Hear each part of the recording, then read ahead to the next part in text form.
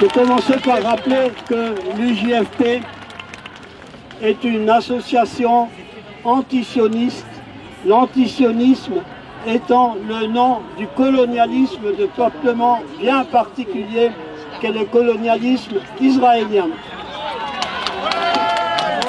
Ensuite, au cours de la discussion, j'ai fait sentir à nos interlocuteurs qu'ils sont beaucoup plus intéressés par les Juifs qui soutiennent l'État d'Israël que par les opposants qui existent, qui heureusement sont de plus en plus nombreux. Il y a de plus en plus de Juifs qui prennent leur distance par rapport à l'État d'Israël, même s'ils ne sont pas immédiatement devenus antisionistes. Ça, c'est quelque chose qu'il faut prendre en considération.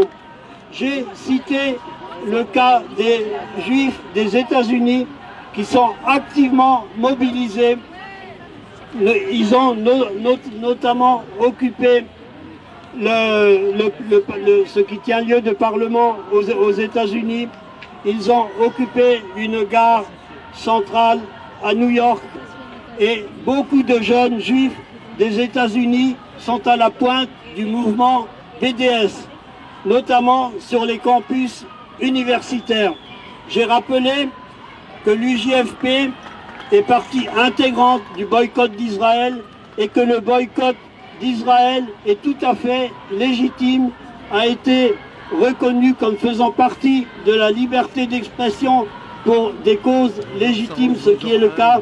Ça a été reconnu par la Cour européenne des droits de l'homme en 2020 et le gouvernement français continue d'essayer d'attaquer les acteurs du BDS, mais nous persistons et nous continuerons, et ce mouvement est devenu de plus en plus irrépressible.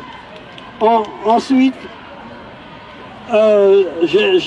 avec les camarades, j'ai insisté sur le fait que la France peut sanctionner si elle veut, notamment peut faire partie de la campagne de l'embargo sur le commerce d'armes, qui est une campagne qui se développe de façon très positive. Il y a un mouvement qui s'appelle Stop Arming Israel, qui a tenu un meeting il y a 2 jours et qui fait des actions très